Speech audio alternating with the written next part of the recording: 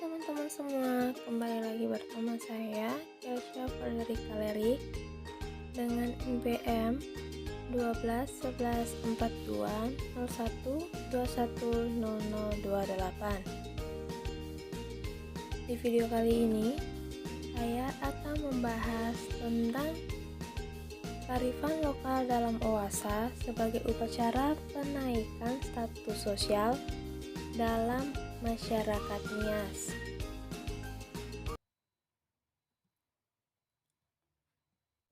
Upacara OASA atau Faulum merupakan rangkaian upacara yang berkaitan dengan struktur sosial atau pembentukan struktur sosial masyarakat.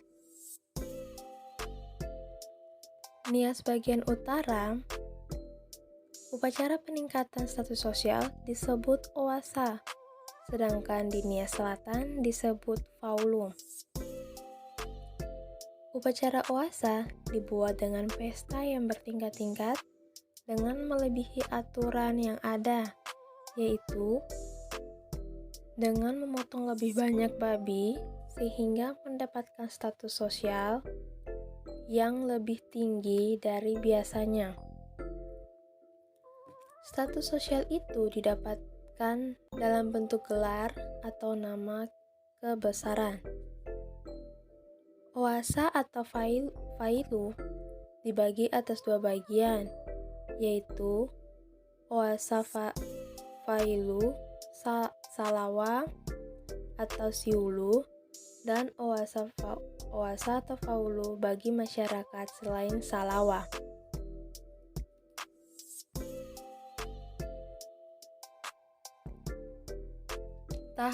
Tahap pelaksanaan OASA. Pada masyarakat Nias bagian selatan, warga yang diperbolehkan melakukan OASA besar adalah orang yang sudah pernah menyelenggarakan pesta pernikahan untuk anaknya. Ia juga mempunyai rumah adat dan terdaftar sebagai keturunan Siulu. Bila dicermati, ada kecenderungan bahwa OASA yang diselenggarakan dari garis keturunan Salawa atau Siulu jauh lebih rumit dibandingkan dengan rakyat kebanyakan.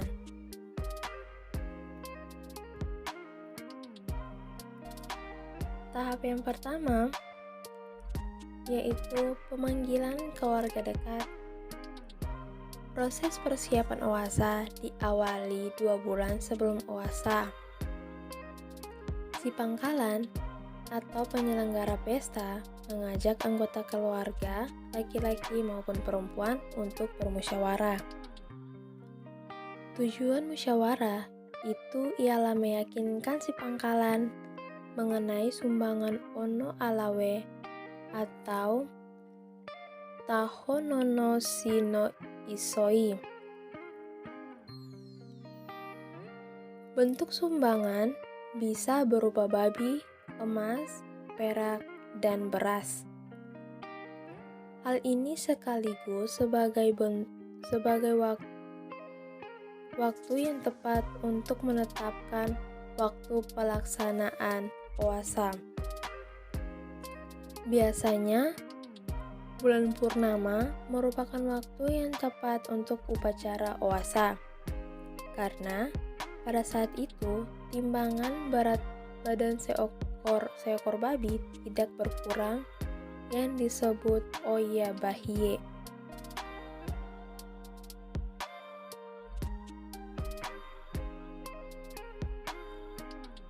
Kemudian setelah waktu ditetapkan, pihak si pangkalan menunjuk salah seorang keluarga dekat untuk memberitahu rencana ini kepada pihak mertua dan si baya atau saudara dari ibu laki-laki. Tujuannya meminta dukungan dalam bentuk doa, babi, emas, dan beras, sekaligus menentukan pihak yang membawa loyo atau bendera yang terbuat dari kain panjang dengan ukuran 10 meter nantinya. Tahap yang berikut ialah pembuatan perhiasan emas. Pada tahap kedua ini, si pangkalan memanggil salah seorang tukang emas untuk membuat perhiasan bagi keluarga. Misalnya, Sarudalinga, Balahogo, Raibaroto, Kofi Anaa, dan Baru Anaa berdasarkan kesanggupannya. Apabila pekerjaan membuat emas telah selesai, si pangkalan menyembelih 20-30 ekor babi yang disebut Tahododo Ganaa, dihadiri oleh mertua dan paman. Mereka dijamu dengan daging babi dan masing-masing mendapatkan 10 gram emas muda yang disebut balo ganaa.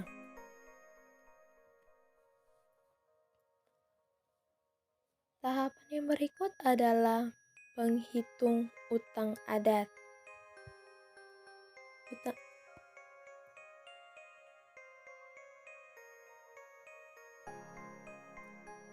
Utang adat merupakan utang makanan yang diterima oleh orang lain pada pesta-pesta tertentu yang disebut urakha. Ketika itu, sanak keluarga berkumpul dan mulai menghitung jumlah urakha yang pernah diterima si pangkalan sehingga dapat diperkirakan keperluan yang dibutuhkan.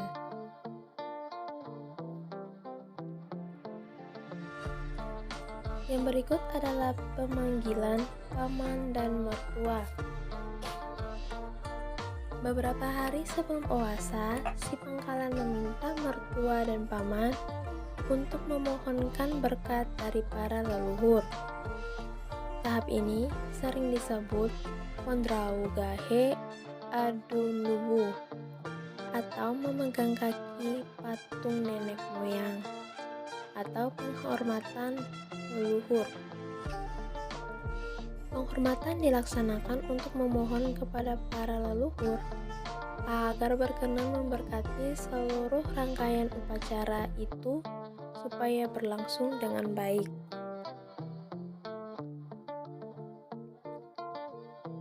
Yang berikutnya adalah pembuatan batu kehormatan. Batu kehormatan yang disediakan dalam upacara Owasa ialah Naitaro dan Osa-osa. Naitaro adalah batu tegak yang berfungsi sebagai simbol status sosial bagi masyarakat dalam upacara Owasa.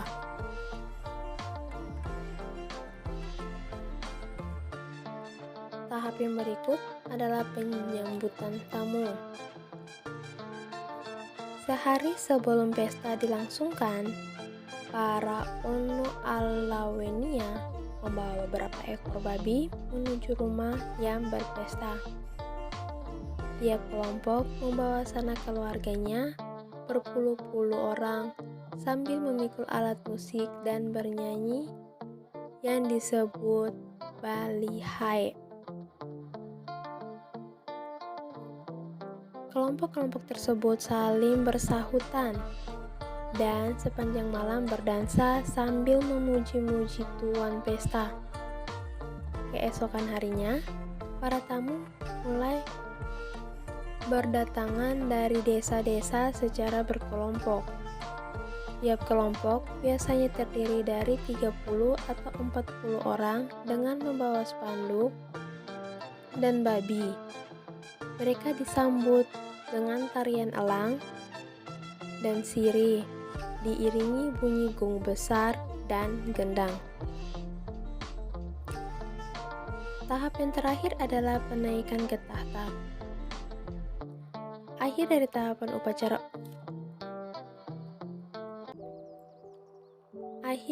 tahapan upacara Owasa ialah penaikan ke tahta yang kemudian diarak sepanjang kampung. Dalam tahap ini, si pangkalan tidak boleh naik ke atas osa-osa itu.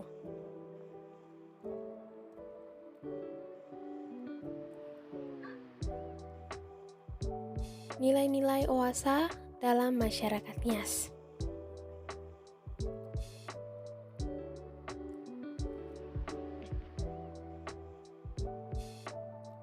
Nilai yang pertama adalah nilai etis religius. Yang terdapat dalam nilai etis religius yang pertama adalah ketaatan kepada leluhur. Kepercayaan masyarakat Nias tradisional bersifat animisme, yaitu kepercayaan mengenai adanya roh-roh atau jiwa-jiwa yang mendiami seluruh alam semesta. Mereka memuja roh-roh leluhur yang dianggap menguasai banyak objek kehidupan seperti laut, angin, pohon besar, batu besar, muara sungai, dan sebagainya. Yang kedua adalah harmoni. Relasi yang harmoni merupakan nilai yang hakikat hidup yang selalu didambakan oleh manusia. Harmoni relasi manusia mencakup semua taraf pengganda di sekitarnya, baik taraf pengganda infrahuman maupun pengganda taraf tinggi yang ilahi.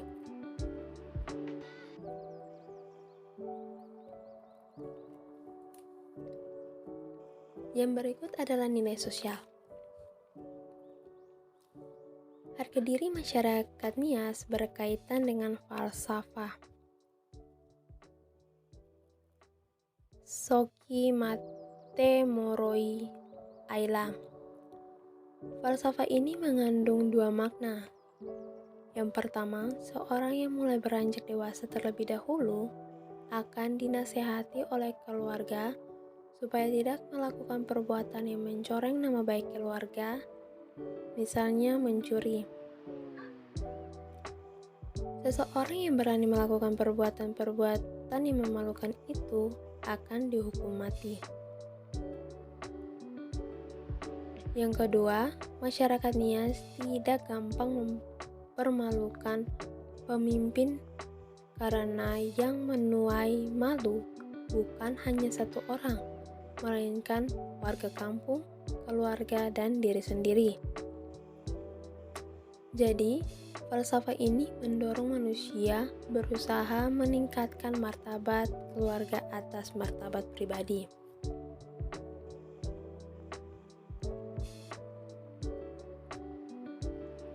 Nilai yang berikut adalah nilai sosial kemasyarakatan. Upacara OASA juga mengandung nilai sosial untuk membina hubungan kekerabatan dengan mertua dan paman. Kedua pihak masing-masing mempunyai posisi istimewa dalam seluruh tahapan upacara OASA dalam memberikan gelar adat.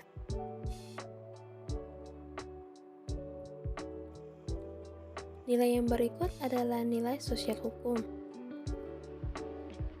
Norma sosial eksternal disebut dalam masyarakat Nias sebagai hukum von Draco. Dalam upacara OASA, von Draco sangatlah penting untuk melindungi hak-hak dan kewajiban masyarakat Nias di depan hukum. Orang Nias yang sudah melaksanakan OASA pada tahap tertentu memperoleh hak-hak khusus dalam mengambil kebijakan bersama karena kebijakan itu adalah hukum.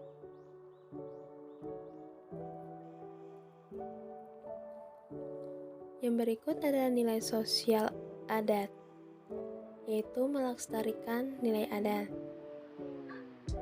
Adat dipahami sebagai aturan yang lazim, yang dituruti dan dilakukan sejak dulu kala. Adat dapat dimengerti sebagai kebiasaan yang mengandung nilai-nilai budaya, norma, hukum, dan aturan dalam satu sistem. Bagi masyarakat Nias, adat istiadat mempunyai tempat yang istimewa dalam kehidupan bersama.